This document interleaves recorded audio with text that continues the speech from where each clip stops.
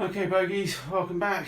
God, feels like a few days now, but anyway, we're going to really try and get the brakes working this time. We're going to get them bled, and hopefully it'll all be good.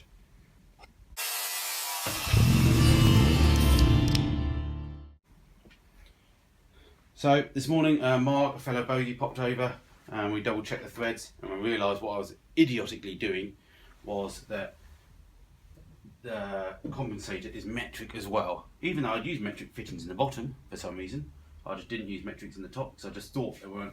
I thought the master cylinder was metric, everything was imperial. Bottom ones weren't, they were metric. So after realising that, my dad was over as well, which is good, nice to see him.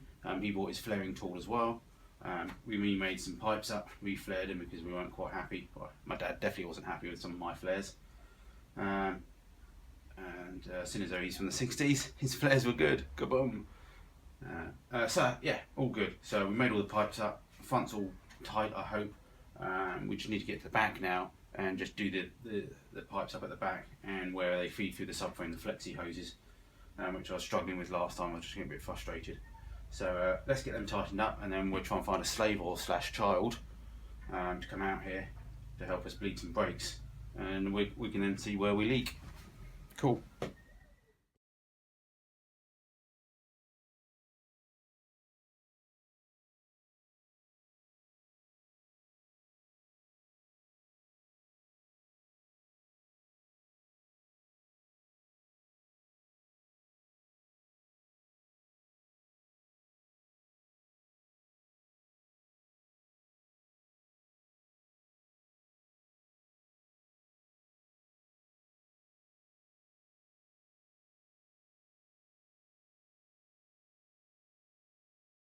Okay, that's the connections at the back done. I don't know if it's just me, but is it just me that when I go under a car to do a job, you never have the right spanner, and when you finally come out, you have a plethora of tools just to do a very simple job. But yeah, maybe it's just me. Okay, back's all tightened up as far as I can tell until we bleed it and we really see. So I need to jack the front up, get the front wheels off so we can get to the bleed nipples, and then see if we can find a volunteer.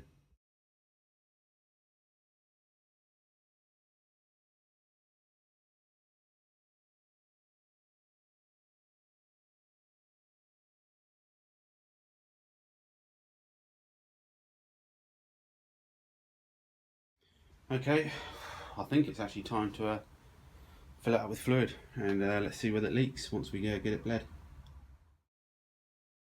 Alright, I just got the volunteer out here, but before I even started bleeding I noticed a leak and I thought, oh it's alright, it's just a fitting that was loose. Tried to tighten that up, but it looks like I've used maybe a short imperial fitting because the one that goes into the flexi hose through the subframe is just bottoming out now, and I don't think I can tighten it up anymore, which is really annoying me. I will just try it one more time to see if I can tighten that up. There's one underneath the radiator, but I don't think I can. I think I'm going to take the pipe off and hopefully I'll put a short fitting on when I should have done a long one. But let's have a go.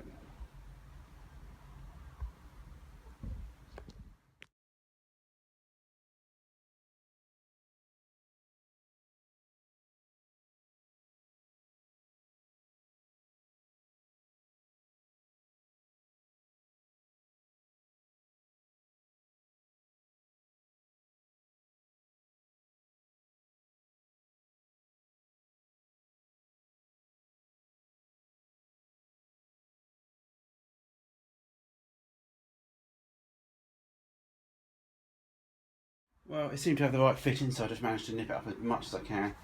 We're just going to have to see once we get a bit of pressure in it, because that's really when it does show the leaks, once you're actually slamming your foot on the brake. So yeah, I think we'll just have to try and get it bled, and let's see what leaks once someone's put a bit of pressure on the brake pedal. Okay, I've got my passenger, my volunteer. She doesn't want to be in the video, but say hello, Deanna. She's not even saying her. What's it like having a dad as a YouTube star? No, she's just laughing still as well. Anyway, she's going to operate the brake pedal. I'm going to start bleeding the rears first and then move to the front, even though the front's mostly bled because of all the leaks. So yeah, let's give it a go.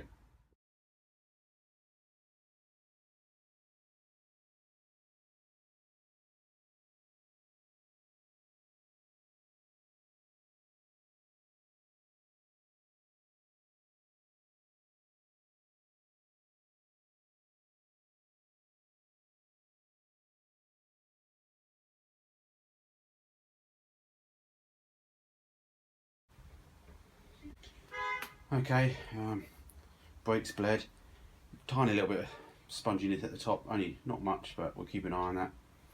Had to remake one of the rear hoses, rear copper pipes for some reason. Felt like the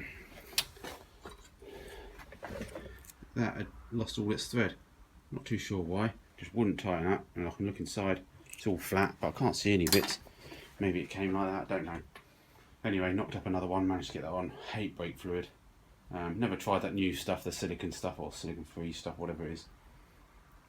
I think my dad's used it a couple of times, but I don't know if it still makes his hands feel horrible, but yeah, my hands feel horrible. So we've got some brakes now, so that's great. So I've got to do the front hub nuts, put some split pins in them just to keep them safe for the moment. And the rear hubs we've got to tighten up. We've got taper bearings in those, and as soon as you nip them up anywhere tight, they just lock up. From what I've read on the internet is basically you just back them off a little bit just from that so they still spin. Put the split pin through, so it doesn't matter how tight they are as long as there's no play in them. So I'd be interested on anybody else's views on that. Otherwise that's all I'm going to do for now and just see how they go after a few hundred miles. So yeah, that's good. I'm not too sure how much we got done, but it's taken bloody hours to do this so far, so I'm sure if the video's short. Okay, strange that I feel like I've done something successful, but hard work and yeah.